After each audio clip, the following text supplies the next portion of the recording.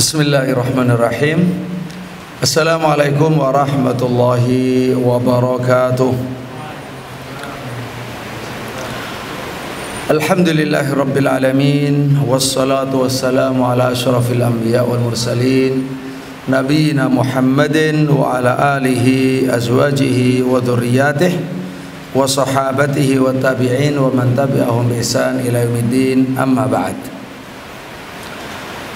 Ma'asyiral muslimin, para bapak, para ibu, para ikhwah dan akhwat, para santri dan para ustadz, semuanya yang hadir maupun yang mengikuti melalui IG Al-Um, semuanya yang kami cintai, selamat menjalankan ibadah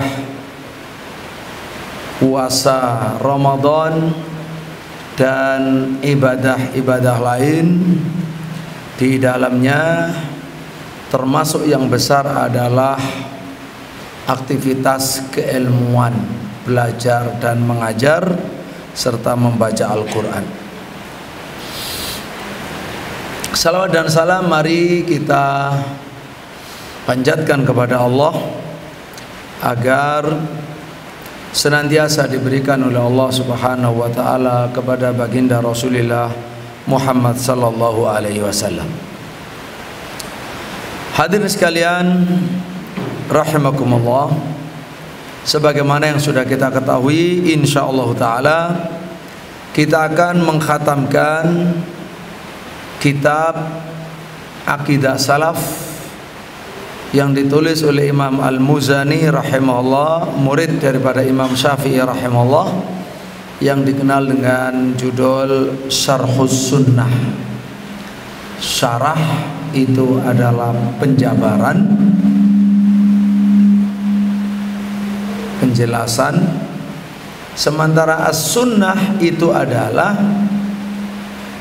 ajaran Nabi sallallahu alaihi wasallam, penjabaran ajaran Nabi. Tetapi kata sunnah ini sudah dipakai apalagi di abad-abad itu, abad 2, 3, 4, sebagai istilah untuk akidah yang benar.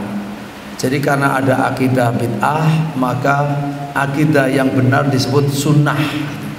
Ini sunnah, ini sunnah.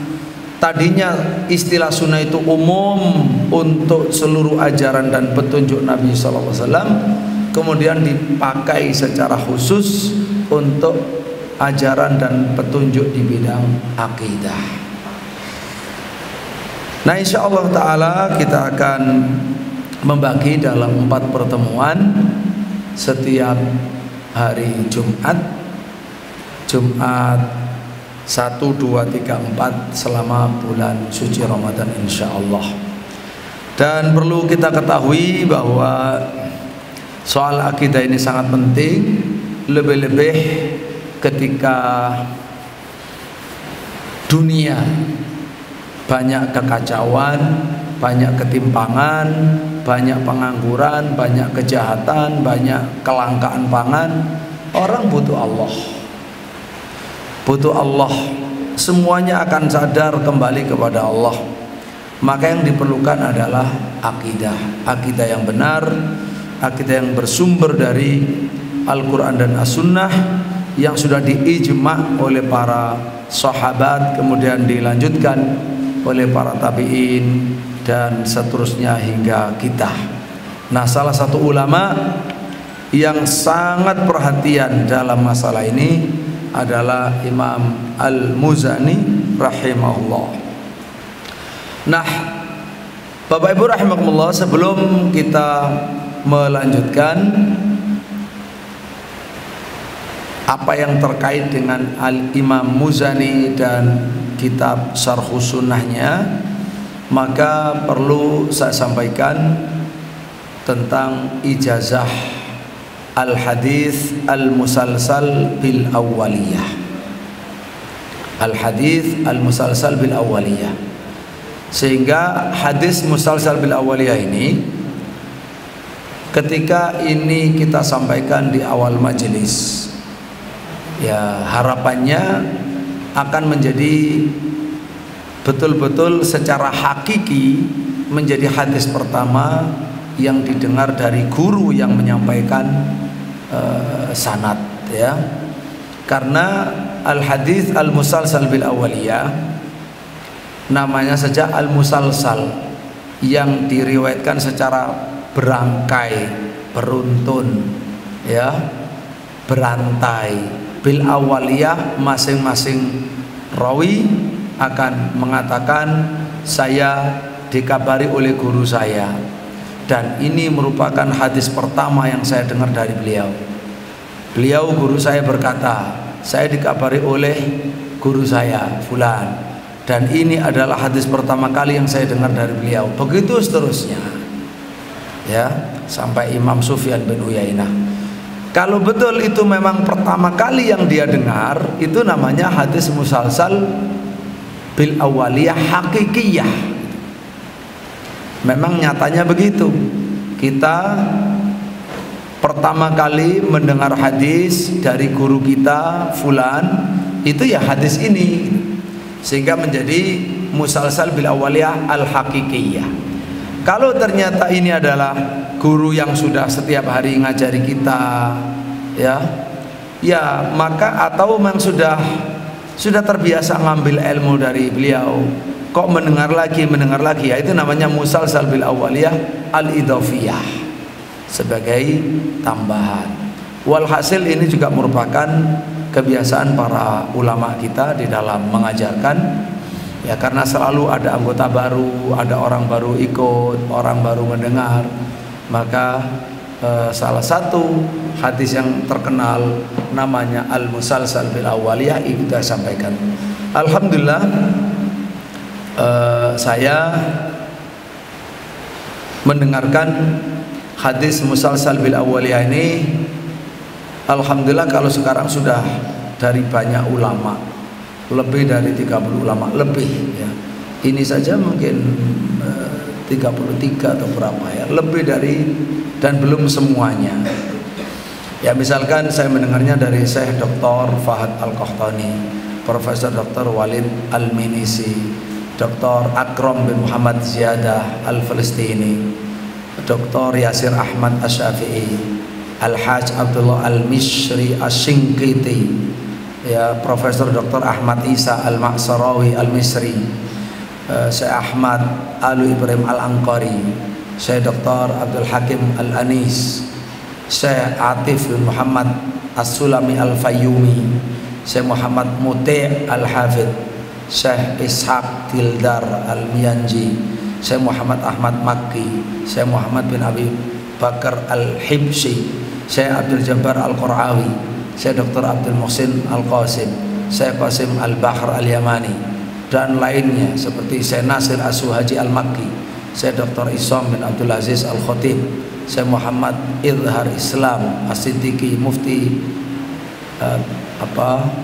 bin Ghal, yaitu Bangladesh, Syekh Abdurrahman bin Hamad Al-Khudair, Syekh Ahmad bin Saleh Al-Amudi, Syekh Muhammad Ziyatuklah, Syekh Ahmad Al-Arfaj, Syekh Dr. Hasan Al-Hais, Syekh Dr. Basam Syekh, Dr. Ahmad Adnan Saleh Abdullah Hamdani, Dr. Abdurrahman Muhammad Al-Izari, Syekh Musnid Al-Musyarik, Abdullah bin Saleh bin Muhammad Al-Ubaid, Syekh Abdullah Al-Ubaid, Syekh Abu Ahmad Syahata Al-Syarif, Syekh Dr. Aqil Maqtari, Syekh Abdul Hajjaj bin Yusuf Al-Alawi, Syekh Dr. Hasan Maqbul Al-Hadal, Syekhah Safiyah bintu Syakir Al-Hanumi, Syekhah Nuzha bintu Abdurrahman Al-Qataniyah, dan lain sebagainya, ya. Nah, tentu saja mungkin kalau kita beri ijazah, kita pilih beberapa saja sanad untuk mewakili. Kita ambil biasanya dari syekh yang tua, yang sepuh, yang sanadnya tinggi, begitu. Nah, masing-masing guru saya ini mengatakan, saya meriwayatkan ini dari fulan, itu hadis pertama yang saya dengar dari beliau. Beliau berkata, saya mendengar dari fulan, itu hadis pertama yang saya dengar. Begitu seterusnya sampai kepada Imam Sufyan bin Uyainah. Sudah dari situ sudah tidak ada musalsal bil awaliyah. dari Amr ibnu Dinar, dari Abi Qabus maula Abdullah bin Amr ibn al-As, dari Abdullah bin Amr bin As radhiyallahu anhuma, qala, dia berkata, qala Rasulullah sallallahu alaihi wasallam, ar-rahimun yarhamuhumur rahman tabaraka wa ta'ala, irhamu man fil ardi yarhamkum au yarhamukum man fis sama. Ar-rahimun, kata Nabi sallallahu alaihi wasallam, orang yang ahli berkasih sayang, selalu menyampaikan dan memberi kasih sayang kepada orang lain, yarhamuhumur rahman, pasti akan dirahmati oleh Allah yang Maha Rahman tabaraka wa ta'ala. Irhamu man fil ardi, sayangilah orang yang di bumi, yarhamkum, maka Allah akan menyayangi kamu. Dengan jazm atau dengan rofa, yarhamukum man fis sama, Allah yang ada di langit, Allah yang ada di langit. Jadi masing-masing mengatakan wa huwa awwalu haditsin sami'tuhu minhu, yaitu min syaikhihi, sampai kepada Imam Sufyan bin Uyainah radhiyallahu anhum ajmain, Allahumma amin. Baik, jadi ini hadis ini kita ijazahkan kepada Anda sekalian dengan ijazah khassah, hadis musalsal bil awwaliyah. Dan yang kedua, hadis al musalsal bil mahabbah, hadis yang diriwayatkan oleh para perawi yang masing-masingnya menyampaikan dan menyatakan kecintaannya kepada muridnya, atau yang musalsal dengan mengatakan inni uhibbuka faqul, aku mencintaimu maka katakan. Ini juga sama, saya meriwayatkan dari banyak para ulama, hampir keseluruhan tadi saya juga meriwayatkan musalsal bil mahabbah sampai kepada Abu Abdurrahman Al-Habli dari As-Sunabahi, dari Mu'adz ibnu Jabal radhiyallahu anhu, qala li Rasulullah sallallahu alaihi wasallam. Jadi ini hadis dari Mu'adz, Nabi berkata kepada saya, kata Mu'adz. Bagaimana kata Nabi? Ya Mu'adz, inni uhibbuka faqul Allahumma a'inni ala dzikrika wa syukrika wa husni ibadatik. Ya Mu'adz, wahai Mu'adz, aku mencintaimu. Inni uhibbuk. Faqul, maka ucapkan olehmu, Allahumma a'inni ala dzikrika wa syukrika wa husni ibadatik. Ucapkan doa berikut, Allahumma ya Allah, a'inni, tolonglah hamba, ala dzikrika, untuk bisa berzikir kepadamu, wa syukrika, untuk mensyukurimu, subhanalladzi subhanahu bihamdihi, wa syukrika, dan mensyukurimu, wa husni ibadatik, dan untuk beribadah kepadamu dengan baik. Ya, hadis riwayat Imam Ahmad, Abu Daud, Nasai, Hakim, dan juga Imam Baihaqi dalam Syu'abul Iman, semuanya menceritakan secara musalsal. Mu'adz berkata kepada muridnya Al-Sunabahi, wa ana uhibbuk faqul Allahumma a'inni ala dzikrika wa syukrika wa husni ibadatik.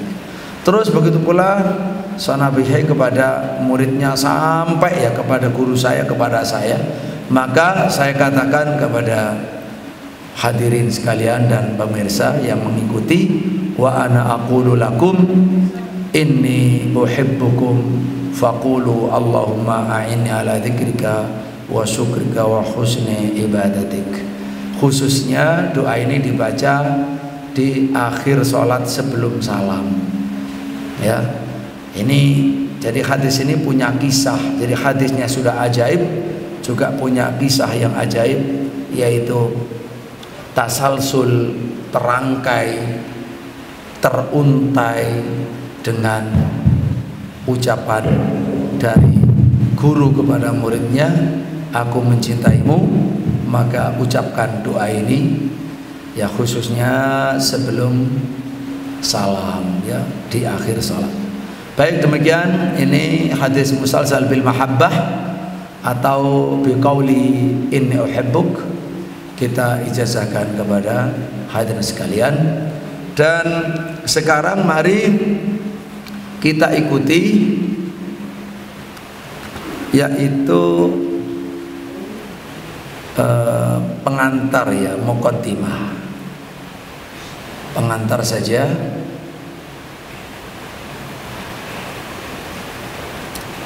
Nah, bisa diikuti di sini.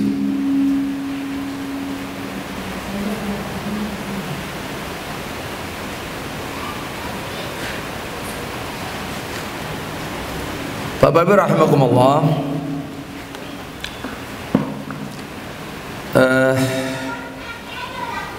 pada pertemuan pertama ini insya Allah sampai berbuka kita membahas kitab Syarhus Sunnah dan penulisnya Imam Abu Ibrahim Al-Muzani rahimahullah.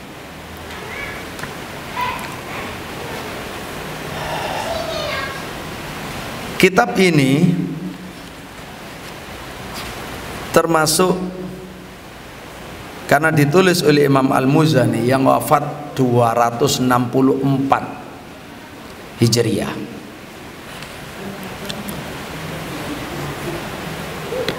Termasuk bagian daripada kitab-kitab akidah salaf, akidah salafus soleh, yang diriwayatkan dari gurunya,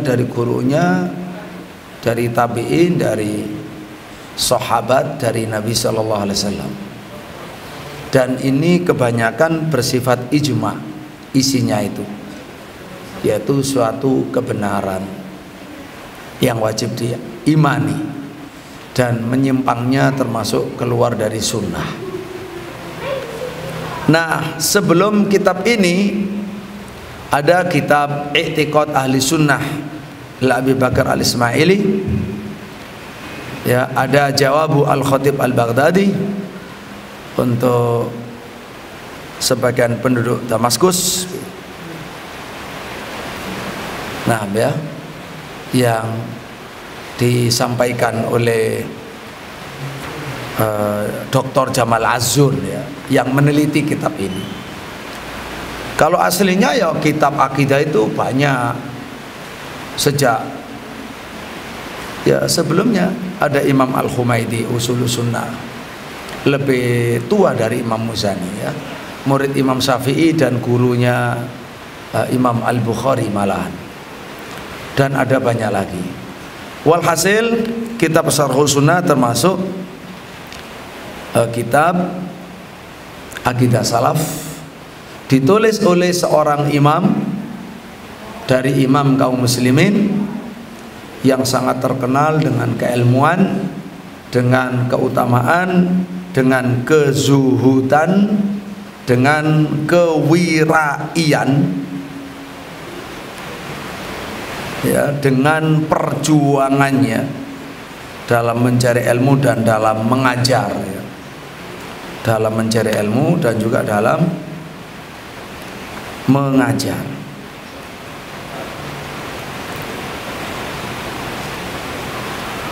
Ya. Yang bermadzhab Syafi'i, murid Imam Syafi'i rahimahullah, wafat 264 Hijriah. 264 Hijriah.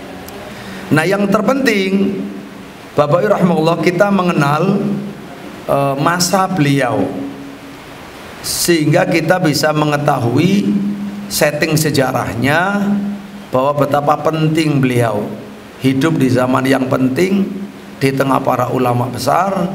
Beliau juga menjadi salah satunya, ya, di tengah bintang-bintang yang menyinari dunia Islam. Nah, beliau hidup selama 89 tahun, panjang usianya, 89 tahun, mulai dari lahir tahun 175 sampai 264 Hijriah, 809 tahun. Yang penting lagi, beliau itu semasa, jadi menjumpai dalam masanya, hidupnya itu menjumpai 11 khalifah. Ini top, ini luar biasa. 11 khalifah dari para khalifah dinasti Bani Abbasiyah. Dinasti Bani Abbasiyah menjumpai masa Harun ar-Rasyid, wafat 193. Lalu anaknya putranya Muhammad Al-Amin, wafat 198. Lalu diganti oleh saudaranya Al-Ma'mun, meninggal 218. Nah, mulai Al-Ma'mun inilah dimulai babak baru bagi umat Islam, yaitu fitnah baru, namanya fitnah khalqil Quran. Fitnah untuk jadi orang diuji, orang dipaksa untuk mengatakan Al-Quran makhluk, padahal itu ucapan bid'ah sesat. Tapi ulama-ulama disuruh mengatakan Al-Quran makhluk. Kalau tidak mau mengatakan Al-Quran makhluk, Quran itu diciptakan Allah, bukan sifat Allah, ya. Kalamullah bukan sifat Allah, tapi diciptakan Allah. Itu bid'ah, ajaran bid'ah. Itu diterapkan mulai Khalifah Al-Ma'mun. Mulai Khalifah Al-Ma'mun, ya. Kemudian dilanjutkan setelah itu oleh Al-Mu'tasim yang meninggal 227. Kalau Al-Ma'mun 218. Ya, Al-Mu'tasim 227. Dia melanjutkan fitnah mengatakan Quran itu makhluk, ya. Kemudian setelah itu dilanjutkan.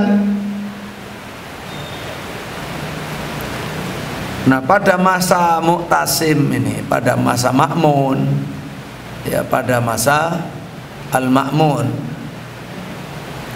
ada ulama yang dipaksa tidak mau mengatakan, kemudian ditangkap dan diikat dengan rantai besi, dikarak. Imam Ahmad bin Hanbal dan Muhammad bin Nuh, ya, itu diikat, mau dikirim ke Al-Ma'mun yang sedang ada di Thaghar Tarsus. Lalu Al-Ma'mun mati sebelum nyampainya mereka berdua ke sana. Baik. Nah, setelah Ma'mun mati, kemudian dilanjut oleh Mu'tasim. Dan khalifah, kalau di zaman sekarang presiden, itu meyakini ini karena gurunya ahli bid'ah. Gurunya ahli bid'ah, ya, muridnya ahli bid'ah, khalifah jadi khalifah. Ya sudah, itu nasibnya umat Islam, diuji oleh Allah dengan khalifah yang memiliki akidah sesat seperti ini. Kemudian setelah itu dilanjut dengan Al-Wathiq. Dilanjut dengan Khalifah Al-Wathiq. Nah, Khalifah Al-Wathiq ini melanjutkan apa yang dilakukan oleh pendahulunya sebagai khalifah ketiga. Nah, termasuk yang wafat dibunuh atau ditangkap dan wafat di penjara dalam keadaan dirantai adalah murid Imam Syafi'i yang besar dan yang ditunjuk menjadi khalifahnya, menjadi pengganti majelisnya. Begitu Imam Syafi'i wafat, nah Imam Buwaiti yang duduk, nah itu ditangkap, disuruh mengatakan Quran makhluk, tidak mau, dirantai, di penjara sampai wafat. Rahimahumullahu jami'ah. Kemudian setelah itu Khalifah Al-Mutawakkil. Khalifah Mutawakkil inilah yang mengembalikan kepada sunnah. Jadi ada 3 khalifah sudah, ya. Al-Wathiq mati tahun 232. Dilanjut oleh Khalifah Al-Mutawakkil. Terus ya mengembalikan kepada sunnah dan mengakhiri bid'ah Mu'tazilah. Kemudian itu di istana itu, ya, subhanallah, betapa susahnya kalau bid'ah itu sudah masuk istana, lalu diimani oleh istana, lalu jadi kebijakan, kemudian menghukum para ulama dan rakyat yang tetap berpegang teguh dengan sunnah. Kemudian setelah itu diganti oleh Al-Muntasir, wafat 248, diganti oleh Al-Musta'in, wafat 252, diganti oleh Al-Mu'taz 255, wafat Al-Muhtadi, wafat 256, lalu oleh Al-Mu'tamid, wafat 279. Subhanallah ya. 12 khalifah, 12 pemimpin dunia, ya, satu persatu datang pergi, datang pergi, datang pergi. Itu disaksikan semuanya oleh Imam Al-Muzani. Panjang Imam Muzani menjadi ulama, berdakwah, mengajar sebagai ulama Ahlussunnah, pelanjut, salah satu pelanjut perjuangan Imam Asy-Syafi'i rahimahullah, termasuk yang melayani madhab Syafi'i, menyebarluaskan, ya, menulis dan menyebarluaskan ke seluruh dunia bersama para ulama-ulama murid Imam Syafi'i yang lain. Baik, nah beliau Imam Muzani hidupnya di Mesir, di tengah para ulama ahli hadis, para ulama ahli fikih, para ulama ahli qiraat, para ulama ahli zuhud dan lain sebagainya, termasuk para mujahid ahli jihad. Itu Imam Al-Muzani. Seperti ulama-ulama yang di Mesir, ada orang alimnya negeri Mesir, Abu Muhammad Abdullah bin Wahab Al-Fihri Al-Hafidh, yang wafat 197 Hijriah. Ada mukri ahli qiraat pada masanya Imam Warsh. Kalau kan ada riwayat dari Imam Warsh, ya, di zaman Imam Muzani. Imam Warsh namanya Utsman bin Said Al-Misri, wafat tahun 197 sama. Ada Imam Abu Abdullah Muhammad bin Idris Asy-Syafi'i. Itulah dijadikan satu-satunya gurunya selama Imam Syafi'i masih hidup. Tidak berguru dengan yang lain sampai gurunya wafat, baru berguru dengan yang lain. Yang Imam Syafi'i wafat muda, hanya 54 usianya. Saya lebih tua dari Imam Syafi'i. Jadi saya lebih tua dari Imam Syafi'i. Ya mungkin beda 2 tahun, ya, sudah wafat rahimahullah. Itulah yang ditemani, yang dijadikan guru mulazamah oleh Imam Muzani. Jadi mondok kalau sekarang, mondok ngenger melayani dengan penuh kesetiaan, sehingga betul-betul terwarnai, tercelup dengan ilmu dan kepribadian Imam Asy-Syafi'i rahimahullah. Ya, akidahnya, logikanya, hadisnya, fikihnya, kezuhudannya, kefasihannya, ya, termasuk yang beliau adalah memang orang yang ahli debat, ya. Sebelum dengan Imam Syafi'i artinya memang sudah punya bakat itu, sehingga kemudian menjadi ahli debat betul. Kalau ahli debat tapi tidak dipakai, ya, memang diwasiatkan oleh Imam Syafi'i untuk tidak di situ, supaya tidak. Karena kalau sudah ahli debat itu, apalagi di zamannya, mesti akan terlibat dengan orang-orang ahli kalam, dan itu akan merusak proyek besarnya. Proyek besarnya adalah mengajarkan ilmu yang diperlukan oleh umat, ilmu fikih Islam yang diambil dari Al-Quran, Sunnah, Ijma' dan Qiyas, ya. Itu Imam Al-Muzani memang takhusnya di fikih. Kemudian ada juga muhaddits Mesir Sa'id bin Abi Maryam Al-Hafidh, meninggal 224. Syekh Mesir Harmalah bin Yahya At-Tujibi Al-Hafidh Al-Faqih, Musannif Al-Mukhtasar dan Al-Mabsud, wafat 223. Dan Hafidh Ali Mesir Ahmad Ibnu Saleh Al-Misri, salah seorang ulama besarnya, wafat 248. Dan memang Mesir, ya, sejak dibuka kemudian berkembang menjadi pusat peradaban Islam, pusat sarjana Islam, pusat para ulama, pusat pengkajian kitab, ya. Dan ada Mekah, ada Madinah, ada Mesir, ada Kufah, ada Baghdad, ada Yaman, dan seterusnya. Nah, ini Mesir termasuk menjadi pusatnya, apalagi setelah Imam Syafi'i datang ke Mesir. Baik, itu semua biar kita bisa mengetahui ya kedudukan Imam Muzani melalui situasi yang beliau hadapi, termasuk persaingan, mulai dari persaingan sehat sampai persaingan tidak sehat dalam dunia keilmuan. Ya, ini sudah sunatullah, fitrah manusia.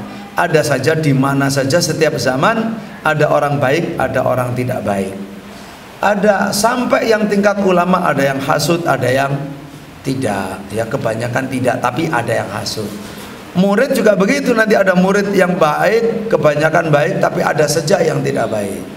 Lalu isu-isu, selalu ada orang itu melontarkan isu lalu memakan korban. Nah, kira-kira begitu. Nah, Imam Muzani ini sempat menjadi korban isu.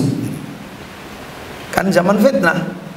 Zaman fitnah, ya kalau zaman itu, ya tadi itu, Ahlussunnah dimusuhi oleh negara karena negara berakidah sesat. Nah, sehingga dianggap Ahlussunnah yang membangkang atau sesat atau jahat atau apalah gitu kan. Nah begitu kan, karena cara pandangnya, sudut pandangnya yang salah, melihat yang benar sebagai yang salah, karena yang salah dijadikan ukuran kebenaran. Baik, mulai kan ada banyak persaingan, ada mata-mata, ada yang ulama su untuk ya selalu setia dengan penguasa walaupun salah, dan memusuhi ulama-ulama yang lurus. Itu ada ulama su. Atau ada persaingan di tengah masyarakat antar para santri misalkan, karena fanatik dengan gurunya, akhirnya guru yang lain nggak diakui ya gitu ya. Misalkan siapa Ahlussunnah, Ahlussunnah ya guru saya, yang lain oh bukan Ahlussunnah, tapi serampangan ya, serampangan dan salah gitu. Nah kalau udah salah kan jadi fitnah. Nah termasuk yang sempat jadi korban itu Imam Muzani. Nanti kita lewati. Jadi ada orang yang mengatakan begitu, tidak menganggap Imam Muzani gitu. Baik. Nah di luar Mesir ada Imam Sufyan bin Uyainah, ulama Hijaz yang wafat 197. Ada Hafidhul Waqt Abu Dawud Sulaiman bin Daud At-Toyalisi, bukan As-Sijistani ya, ini yang Toyalisi, wafat 204. Ada Syekhul Ummah Ahmad bin Hanbal 241 Hijriah. Ada Syekhul Islam Hafidhul Asr Muhammad bin Ismail Al-Bukhari rahimahullah 269. Ada Hafidh Khurasan Imam Muslim bin Hajjaj Al-Qushairi 261 dan lain sebagainya, termasuk ya, dan lain sebagainya bang, ya, yang Imam Muzani ketemu mereka atau semasa dengan hidup mereka di waktu yang menjadi dinamika pertumbuhan dan kemajuan ilmu. Gerakan ilmu itu mencapai puncaknya. Ini di zaman para ulama mujtahid, dan para ulama semuanya berlomba-lomba menulis ya yang terbaik dalam bidang ilmu yang dikuasainya. Nah termasuk risalah dari ya Syarhus Sunnah Imam Muzani itu lahir di zaman itu. Bukan sebagai sebuah kitab, sebagai surat. Ini suratnya ulama ya, surat. Ini sebagai surat jawaban. Bukan sengaja nulis kitab itu, enggak. Hanya sebentar saja itu nulis surat, dikirim gara-gara kena fitnah. Nah sebabnya biar kita paham, sebab kenapa beliau menulis surat ini, makanya namanya kan ya risalah ya. Ada sekumpulan ulama yang ada di Tarabulus Maghrib. Beliau di Mesir, ini ulama di Maghrib. Soalnya kan sudah sampai Andalus ya Islam itu. Masya Allah sampai Eropa Barat. Nah, ulama di Maghrib ini sedang bermajelis. Dalam majelis itu disebutlah tentang nama-nama ulama Ahlussunnah. Jadi para anggota majelis menyebut ulama Ahlussunnah itu ini: Imam Malik, Imam Syafi'i, Imam Tsauri, Imam Ahmad bin Hambal. Terus ada yang nyebut Imam Muzani, ya, dan lain sebagainya. Begitu disebut nama Imam Muzani, ada yang di antara yang hadir itu protes, tidak bisa, ya, kayaknya Imam Muzani mungkin nggak termasuk, kira-kira. Kenapa? Nah, terjadi dialog di situ. Dia bukan termasuk ulama yang kita maksud, gitu. Loh, kenapa? Li'anni sami'tuhu yatakallam fil qadar. Karena sih saya dengar-dengar, nah, gitu kan? Saya dengar-dengar beliau itu bicara tentang qadar, tentang takdir. Artinya kalau bicara tentang takdir berarti ahli bid'ah. Ahli bid'ah. Ya, berarti qadariyah dong, orang yang mempersoalkan takdir. Apakah menjadi ingkar takdir seperti memang orang Qadariyah Mu'tazilah, atau menjadi mengingkari ikhtiar manusia, menjadi Jabariyah. Nah, itu adalah cerminan orang sesat gara-gara membahas takdir Allah, bukan mengimani tetapi mempersoalkan takdir Allah. Lah itu yang saya dengar katanya. Terus juga dia itu ini sih, ya, selalu mendebat dengan kias, dengan nalar, gitu kan? Seolah-olah bukan dengan dalil tapi dengan, ya, pendapat gitu. Itu yang didengar. Akhirnya ya tentu saja orang di majelis nggak bisa mutusi. Tapi begitu mendengar informasi ini, ya itu pukulan berat bagi mereka. Karena yang mereka tahu Imam Muzani imam besar. Loh, kok bisa dikatakan begini? Ya, ini fitnah luar biasa. Sampean tahu, begitu orang itu sudah terfitnah, sudah diisukan, langsung nggak laku. Yang tadinya misalkan ribuan orang, mungkin hanya tinggal hanya dihitung dengan jari muridnya. Orang sudah kabur. Oh, itu bahaya loh. Itu betapa, ya, zalimnya gitu orang ketika seenaknya. Ini sepanjang zaman di mana saja, ya, orang yang tidak baik itu selalu ada. Kita pun kalau tidak hati-hati, ya nanti terjatuh ke dalam yang tidak baik. Makanya ya perlu dengan keikhlasan dan terus belajar dengan cara yang benar, ya. Apalagi termasuk pendekatannya belajar ilmu langsung ada kitabnya. Begitu, ada ilmu, ada kitabnya. Sehingga fanatik kita ya kepada Allah dan Rasul. Kalau Allah, kalau Rasul kita fanatik. Guru kita adalah memang orang yang paling berjasa dalam hidup sebagai perantara wasilah yang mengenalkan kepada Allah dan Rasul. Tapi fanatiknya kepada Allah dan Rasul, bukan kepada orang per orang, ya. Karena orang per orang juga bisa salah. Nah, ketika kita fanatiknya kepada Allah dan Rasul, sehingga kita tidak tergelincir di situ. Bagaimana kita tetap mencintai dan setia kepada guru, tapi kalau tahu menyalahi Allah dan Rasul, misalkan kalau tahu, belajar terus sampai kepada bisa mengerti dalil, ya mengikuti yang sunnah walaupun tetap mengagungkan gurunya.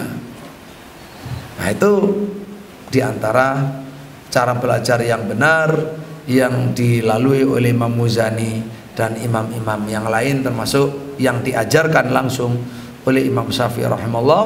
Memang tidak boleh taklid kepada beliau dan kepada yang lain, tapi harusnya yang namanya taklidnya itu adalah ngikutnya yang tanpa tawar menawar, itu hanya kepada Allah dan Rasulnya sallallahu alaihi wasallam. Baik. Akhirnya mereka melakukan sesuatu yang positif. Apa itu? Tabayun. Enggak nunggu lama, sudah kalau begitu tulis surat kepada beliau. Dari Maghrib nulis ke Mesir, menulis surat kepada Imam Muzani, isinya menanyakan, mohon kepada beliau untuk menerangkan kepada mereka hakikat keyakinannya seperti apa. Jadi ini surat. Ketika surat itu nyampe ke Imam Muzani, langsung beliau menjawabnya dengan surat lalu dikirim ke mereka. Lalu jadilah sekarang ya kitab yang kita baca, kitab yang dibaca ulama di seluruh dunia ya, yang sudah kenal, membaca, mensyarah, mengkaji. Nah demikian Bapak Ibu rahimakumullah. Oleh karena itulah kami dari Markas Al-Lidirayah wa Riwayah, Pusat Al-Um untuk mengkaji kitab dan memberi ijazah sanad kepada kitab tersebut, itu selalu memilih kitab-kitab akidah untuk diajarkan dan diberikan ijazah sanadnya. Juga kitab hadis, juga kitab tafsir, juga kitab fikih, kitab adab, bahkan kitab bahasa seperti Al-Ajurumiyah misalkan, ya kita ajarkan. Kitab berkaitan dengan ulumul Quran termasuk tajwid, ya, Matan Jazari, Tuhfatul Atfal dan seterusnya. Baik, jamaah sekalian, berikutnya adalah Imam Al-Muzani secara ya sampai kita berbuka insyaallah taala. Nama dan kunyah. Kunyahnya Abu Ibrahim, namanya Ismail, ayahnya Yahya, kakeknya Ismail. Al-Muzani Al-Misri, murid Imam Syafi'i rahimahullah. Muzani itu adalah nisbat kepada Muzainah. Muzainah bin Ad, ya, Muzainah namanya adalah Amr. Taib. Terus diberi nama dengan nama ibunya Muzainah binti Kalb bin Murrah, dia. Dan Muzainah ini termasuk induk kabilah yang masyhur, kabilah Muzainah. Orang yang dari sana namanya Al-Muzani.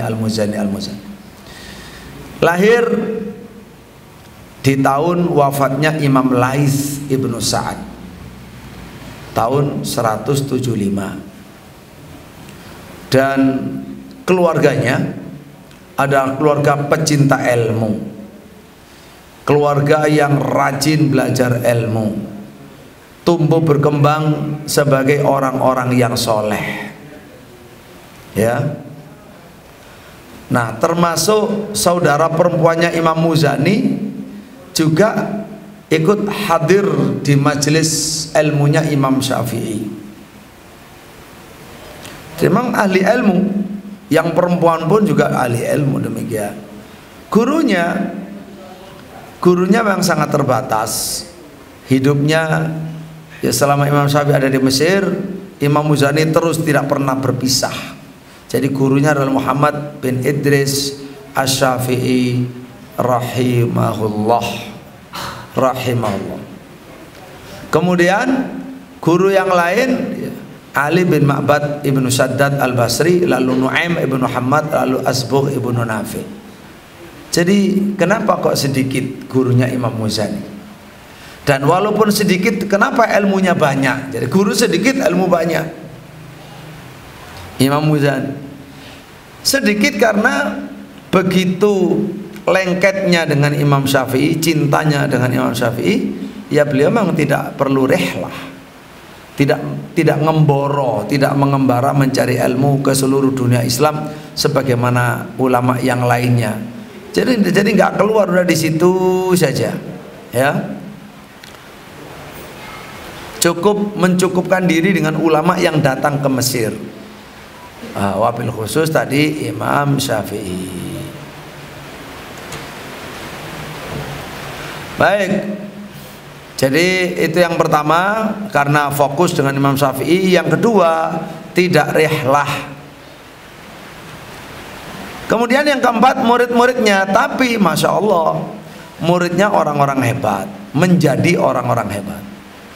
Muridnya sangat banyak. Kata Imam Zahabi, kesaksiannya juga demikian. Muridnya sangat banyak, ya,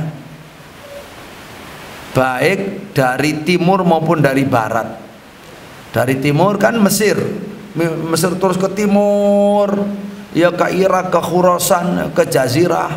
Nah kalau ke barat, ke Maghrib, Maroko gitu. Muridnya dari mana-mana. Kata Imam Subki, ulama-ulama yang murid Imam Muzani itu adalah ulama-ulama Khurasan, ulama Irak, ulama Syam, itu belajar kepada Imam Al-Muzani. Di antara ulama yang terkenal murid beliau, satu Imam Abu Bakar Ibnu Khuzaimah, Imamul A'immah, Imam Ibnu Khuzaimah. Makanya nanti akidahnya Imam Ibnu Khuzaimah ya sama kokohnya dan kuatnya dengan Imam Muzani, ya. Bahkan lebih kokoh lagi karena Imam Ibnu Khuzaimah ya lebih ahli hadis daripada Imam Al-Muzani. Lalu muridnya lagi dan masih ponaannya, ya kalau nggak salah, iya, Imam Abu Ja'far At-Tahawi rahimahullah, yang wafat 321. Dialah yang berkata, awaluman katabtu anul hadis Al-Muzani. Guru pertama kali yang saya mengajari saya hadis dan saya menulis hadis dari beliau ya Imam Muzani, ya. Kemudian yang ketiga Abul Qasim Al-Anmati, ternyata juga muridnya, ya, itu gurunya Ibnu Suraij Asy-Syafi'i Ats-Tsani atau Asy-Syafi'i Shaghir. Kemudian Zakaria As-Saji, Masya Allah. Az-Zakaria As-Saji ini adalah ulama Basrah, gurunya Imam Abul Hasan Al-Asy'ari di bidang hadis. Di bidang hadis. Jadi setelah Imam Muzani, kemudian Imam Zakaria As-Saji, kemudian Imam Abul Hasan Asy'ari, yang menjadi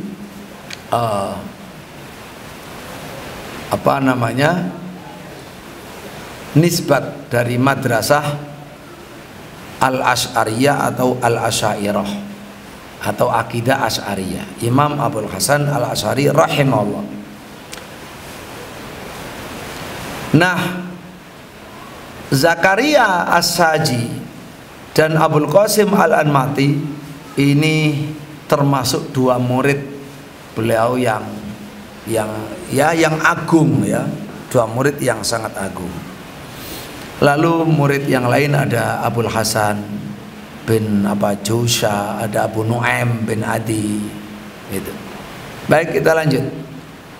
Lalu ada lagi Abu Muhammad Abdurrahman bin Abi Hatim Ar-Razi. Nanti muridnya ini menulis kitab Aqidah Raziyain. Belum kita baca, mungkin kapan-kapan kita khatamkan. Sudah sekali kita khatamkan, saya khatamkan Aqidah Raziyain di luar, di pengajian ibu-ibu Darul Ilmi Mahfazah, dan akan kita khatamkan lagi dalam waktu dekat ini di AMQ, Akademi Muallim Quran, ya.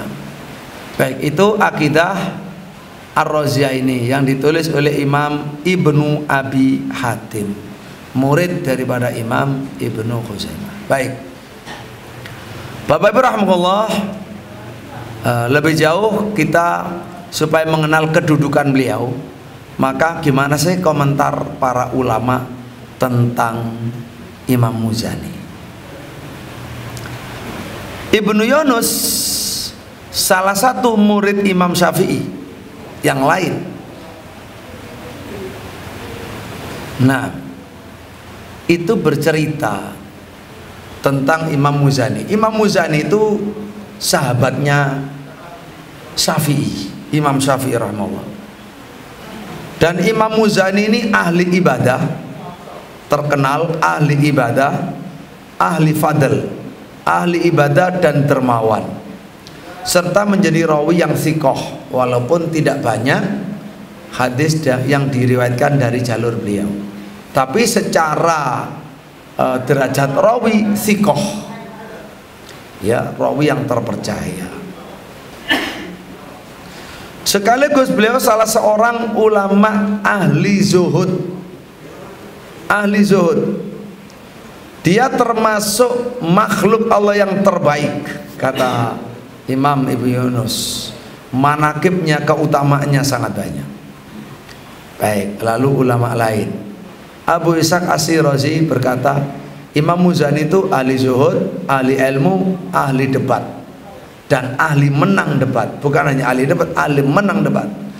Orang yang sangat ahli, sangat pakar dalam menyelami makna-makna yang sangat detail, sangat detail. Logikanya jalan, ya, sistematikanya sangat kuat. Amr bin Utsman Al-Makki berkata, beliau kan tinggal di Mekah. Ini Amr Al-Makki. Mekah itu pusatnya dunia, karena ada Ka'bah, sehingga seluruh ulama dari dunia, seluruh ahli ibadah mesti datang ke Mekah. Orang yang di Mekah pasti ketemu dan melihat, apalagi ulama ketemu ulama. Apa kesaksiannya? Saya belum pernah melihat satu orang dari kalangan yang ahli ibadah, ya, dari sejumlah orang yang saya temui di Mekah, ya, yang jumlahnya sangat banyak, orang yang tinggal di Mekah, orang yang datang ke Mekah di musim-musim haji atau umroh, ataupun yang saya temui misalkan di Syam atau di sepanjang pantai Syam, ya, atau yang di madrasah-madrasahnya, pondok-pondoknya, atau yang ada di Iskandariah. Saya belum pernah ketemu, melihat orang yang ibadahnya itu mengalahkan semangatnya ibadah Imam Muzani. Saya belum pernah melihat. Jadi ini bukan, kalau bandingannya hanya sak masjid Qalbun Salim, sak masjid sing paling ahli ibadah deh, sak masjid, iya kan? Atau sak kampung, atau sekota Malang, ini sedunia ini. Kesaksiannya Amr bin Utsman Al-Makki yang dia temui di Mekah dan lainnya. Dan orang yang lebih lama dalam ibadah daripada beliau, yang mengalahkan, lebih semangat, lebih kuat, lebih lama, tidak ada yang mengalahkan Muzani.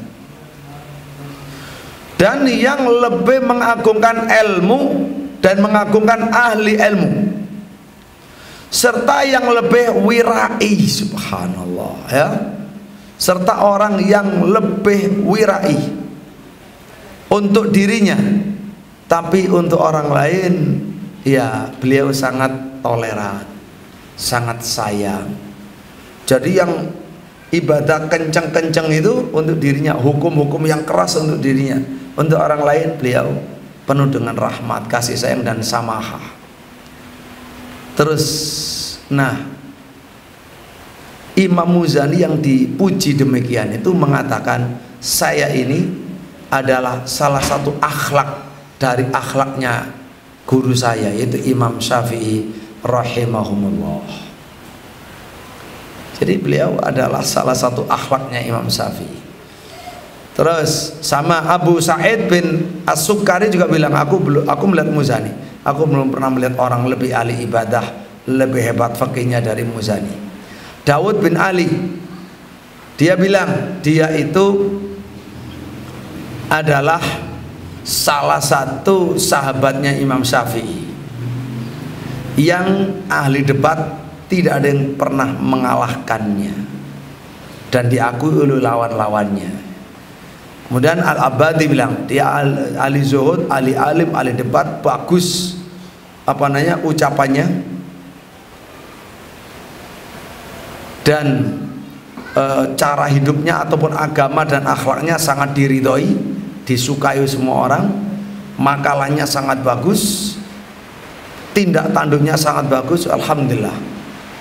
Termasuk yang bermadzhab Maliki, Ibnu Abdul Bar berkata, ahli fikih, ahli ilmu, sangat kuat pengetahuannya, sangat agung kedudukannya dalam nalar, dalam pemikiran, sangat mengerti ilmu kalam dan jidal, mengerti sehingga bisa mengalahkan yang ahli kalam sekalipun, tapi dia tidak ikut ilmu kalam, gitu ya. Dia mengerti, bisa mengalahkan ahli kalam, tapi dia bukan ahli kalam, dia pengikut salaf, dia seorang salafi. Sangat bagus penjabarannya, penjelasannya, dan termasuk orang terdepan dalam mazhab Syafi'i, ya, terdepan, ucapannya, hafalannya, penguasaannya, dan dia punya kitab yang banyak dalam bidang fikih Syafi'i, ya tidak bisa disalib oleh yang lain. Dia membuat payah ulama setelahnya, sudah payah, tidak bisa meniru beliau, apalagi nyalep, ya, itu mengejar aja tidak bisa. Jadi sahabat Imam Syafi'i yang paling ahli nadhar, yang paling jeli, paling cerdik, pandai, kitabnya tersebar di mana-mana di seantero dunia, timur dan barat. Seorang yang bertakwa, yang wirai, yang religius, dan sangat sabar atas segala keterbatasan fasilitas hidup. Nah, ini penting, termasuk kalau sekarang banyak barang mahal dan langka, kebutuhan-kebutuhan pokoknya, ya belajar sabar, tidak ada lagi, sabar saja. Ya, kita nggak ada apa-apanya dibanding dengan Imam Al-Muzani rahimahullah. Sudah ya, begitu, insya Allah sudah mewakili yang lain. Sudah, pokoknya Imam Syafi'iyyin, a'rafuhum bituruki Syafi'i rahimahullah wa fatawih, walhasil pokoknya hebat. Jadi kalau kita belajar kitab ini, kita sudah mengerti pemiliknya, pengarangnya. Nah, tentu akan lebih mantap lagi mengambil ilmunya. Ya sudah, imamannya dalam fikih tidak perlu diragukan. Dia yang punya kitab Mukhtasar, meringkas kitab Al-Um itu, sehingga mudah dipelajari. Lalu dari situ kemudian nanti Mukhtasar Imam Muzani itu nanti disyarah, ya, oleh Imam Al-Mawardi. Jadi mazhab Syafi'i tidak bisa. Imam Muzani adalah mata rantai yang sangat penting, ya, di dalam fikih Syafi'i. Termasuk beliau sudah pada tingkat berijtihad, banyak ijtihad-ijtihadnya beda dengan Imam Syafi'i. Artinya dia berijtihad sendiri, qaul tersendiri. Baik, soal kuatnya munadharah itu diakui sama Imam Syafi'i. Berarti begini, Imam Syafi'i pernah berkata, kalau kamu, Muzani, kalau kamu mendebat setan, setan itu kan terkenal licik. Jadi kok mendebat setan artinya kelicikan setan. Kalau kamu mendebat setan, setan aja kalah. Saking hebatnya, saking bagusnya ilmu daripada Imam Al-Muzani dalam perdebatan, ya. Baik, kemudian lanjut, karena ini harus sampai pada wafatnya, ya. Ibadah tadi sudah secara umum dari orang lain. Kemudian wirai, zuhud sudah, dan ahli memandikan jenazah. Beliau ahli, memang sengaja, ya, mau memandikan jenazah itu untuk dapat ibadah dan supaya ingat mati. Luar biasa, ya. Jadi ahli nalar, ahli debat, ahli ibadah, tapi ahli ingat akhirat. Nah, ini yang ahli ilmu, ahli dakwah dan seterusnya. Dan beliaulah yang memandikan Imam Syafi'i bersama murid yang lain Imam Rabi' Al-Muradi. Ya tadi sudah thiqah, kemudian juga ada syairnya, akidahnya akidah salaf seperti Imam Syafi'i, seperti gurunya. Akidah salaf, mengikuti salafus saleh, mengikuti tabi'in dan sahabat sampai Nabi sallallahu alaihi wasallam. Inilah yang akan kita pelajari. Nah, kemudian ya ini sudah terakhir ya, sampai wafatnya. Halaman berapa wafat? Sangat terpengaruh dengan Syafi'i, wasiat kepada Imam Syafi'i, melayani mazhab Syafi'i, musonafnya, karang-karangannya ya banyak, lalu wafatnya. Baik, ini sudah terakhir. Beliau wafat bulan Ramadan, tanggal 24 Ramadan. Pokoknya ya 4 hari tersisa dari 6 hari tersisa dari bulan Ramadan. Berarti kan tanggal 24 Ramadan tahun 264. Lalu dimakamkan di dekatnya Imam Asy-Syafi'i rahimahullah di Al-Qarafah ya. Al-Qarafah As-Sughra di kaki Gunung Muqattam. Ya sangat diagungkan kalau kuburan Imam Syafi'i, ada bangunannya, ada kelambunya, kordennya dan seterusnya ya. Walaupun Imam Syafi'i dulu yang melarangnya gitu. Artinya ajaran seperti itu beliau tidak mengajarkan yang melarangnya, karena beliau mengikuti sunnah untuk kuburan tidak dibangun. Itu madhabnya Imam Syafi'i rahimahullah. Lalu disolati oleh Imam Ar-Rabi' bin Sulaiman, muadzin, sang muadzin sahabat Imam Syafi'i rahimahullah. Alhamdulillah, dengan demikian selesai untuk mengenal kitab dan khususnya penulis kitabnya. Alhamdulillah, insya Allah berarti isinya akan kita bagi menjadi 3 pertemuan. Bagaimana caranya? Nanti kita baca, kita bagi dulu menjadi 3. Kita dahulukan dalam setiap pertemuan yang memang jatahnya untuk dibaca itu dibaca. Setelah selesai baru kita secara tenang pelan menjelaskan dan bisa tanya jawab, walaupun nggak selesai secara sarah tapi bacaannya sudah selesai ya. Begitu dalam 3 pertemuan lagi insyaallah sudah khatam Syarhus Sunnah karya Imam Al-Muzani rahimahullahu rahmatan wasi'ah. Allahumma amin. Sudah selesai, cukup karena persiapan maghrib. Subhanakallahumma rabbana wa bihamdik asyhadu an la ilaha illa anta astaghfiruka wa atubu ilaik. Assalamualaikum warahmatullahi wabarakatuh.